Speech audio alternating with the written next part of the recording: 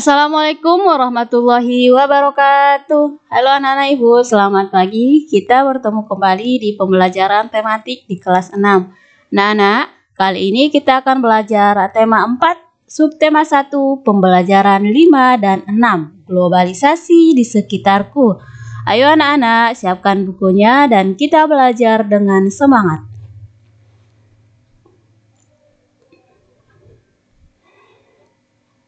Anak-anak, di era globalisasi ini, Indonesia memegang peran yang sangat penting. Kebudayaan Indonesia yang mendunia membuat Indonesia semakin dikenal. Apa dampaknya bagi warga Indonesia, Nana? Mari kita pelajari bersama. Nana, bacalah teks berikut. Batik seni tradisional Indonesia yang mendunia. Selamat membaca, Nana.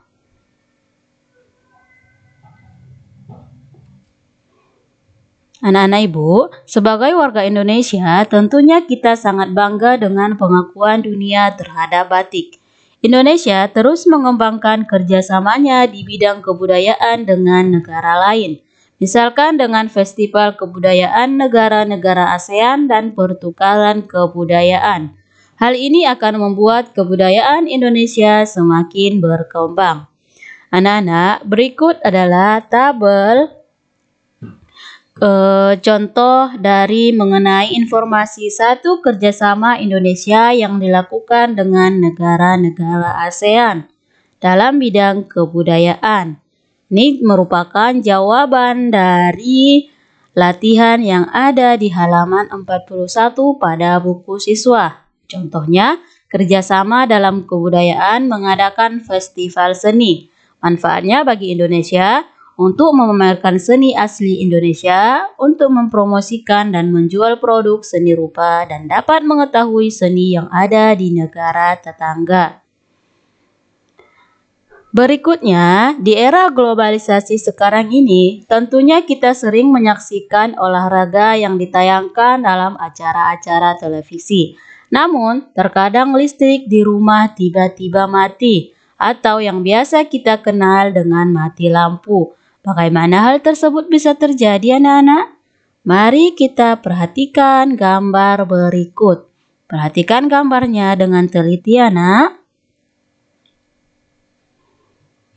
Mengapa mati lampu? Listrik memiliki peran penting di era globalisasi. Globalisasi terjadi karena perkembangan teknologi di berbagai bidang yang didukung oleh peran listrik sebagai sumber energi di dalamnya. Kehidupan warga dunia saat ini menjadi sangat dekat dengan listrik. Listrik menjadi bagian kehidupan dalam keseharian yang tidak terpisahkan. Sehingga saat arus listrik di rumah mendadak terputus, biasa kita sebut sebagai mati lampu, kejadian tersebut menjadi hal yang cukup mengganggu. Faktor apakah yang menyebabkan hal tersebut terjadi? PLN, perusahaan listrik negara, sebagai perusahaan negara yang mengurus bidang kelistrikan, sesungguhnya juga tidak menyukai kejadian mati lampu, apalagi padam dalam waktu yang cukup lama. Karena hal tersebut akan sangat mengganggu berjalannya proses pembangkit, transmisi, distribusi energi listrik. Faktor-faktor penyebab mati lampu antara lain ketidaksiapan pembangkit, gangguan transmisi atau gangguan distribusi. Faktor yang berpengaruh bisa dari luar dan dari dalam. Faktor luar yaitu gangguan alam seperti petir, pohon, dan hewan yang menyentuh jaringan atau galian yang menyebabkan kabel tanah rusak. Sedangkan faktor dalam terjadi pada gangguan komponen dan peralatan yang terpasang pada jaringan.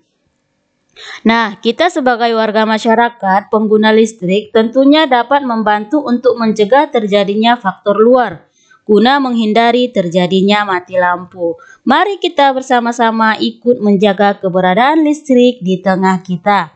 Anak-anak, berikut ada 3 pertanyaan berdasarkan teks yang baru kita baca. Ayo kita jawab bersama-sama. Pertanyaan yang pertama, apa topik atau gagasan utama bacaan tersebut, anak-anak? Kira-kira jawabannya apa ya? Topik atau gagasan utamanya yaitu mengenai faktor penyebab mati lampu. Pertanyaan yang kedua, apa saja penyebab terputusnya aliran listrik dari stasiun pembangkit hingga ke rumah warga? Kira-kira jawabannya apa ya, anak-anak? Iya, jawabannya adalah ada 2 faktor. faktor dari luar ataupun faktor dari dalam. Faktor dari luar seperti gangguan alam, pohon, dan hewan. Sedangkan faktor dalam seperti gangguan komponen dan peralatan yang terpasang pada jaringan.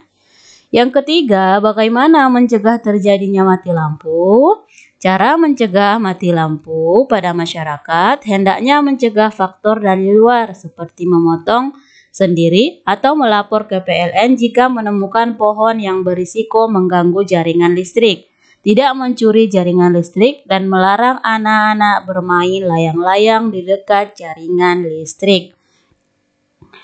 Anak-anak, berikut informasi yang dapat kita peroleh dari teks kenapa mati lampu. Dibuat dalam gambar berseri seperti berikut dengan menggunakan kosakata baku dan kalimat efektif.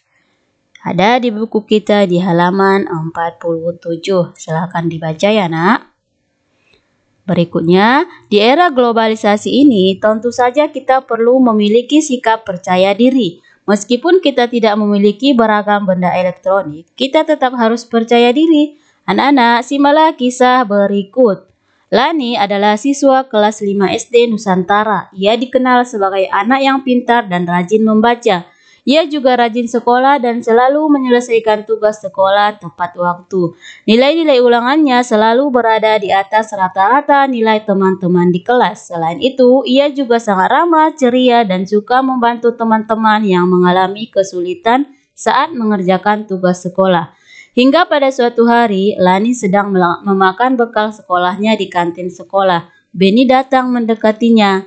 "Lani, kuemu tampak enak. Sini aku mau kuemu," kata si Benny. "Ini setengah saja ya, karena aku lapar. Tadi pagi aku bangun kesiangan, jadi tidak sempat sarapan," sahut si Lani. "Sini bagi, pokoknya kau harus berikan kuemu. Lihat tuh, baju seragammu sangat kumal, sepatumu juga sobek. Berikan kuemu," kata Benny. Lani tertegun mendengar perkataan Benny. Ia baru menyadari bahwa dirinya memang hanya seorang anak miskin penjajah kue keliling. Ayahnya bekerja serabutan yang tidak menentu penghasilannya. Lani memandangi sepatunya yang tampak mulai menganga, juga seragam sekolahnya yang tidak lagi terlihat warna aslinya.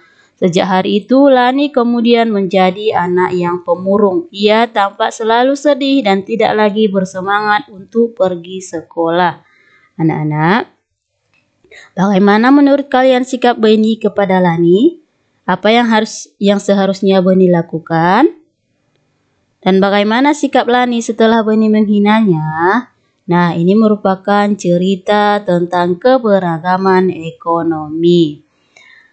Kita diciptakan Tuhan Yang Maha Esa dengan segala kelebihan dan kekurangannya, dan dengan bakat serta potensi yang berbeda-beda. Perbedaan kemampuan dan perbedaan ekonomi tersebut hendaknya tidak menjadi sumber perpecahan. Perbedaan tersebut juga tidak perlu mempengaruhi rasa percaya diri. Anak-anak, terus berusaha kenali potensi diri, kembangkan bakat yang dimiliki untuk menutupi kekurangan diri, serta selalu tampil percaya diri. Anak-anak Ibu, tema 4, subtema 1, pembelajaran 5 dan 6 telah selesai hari ini. Sampai jumpa di pembelajaran berikutnya. Assalamualaikum warahmatullahi wabarakatuh.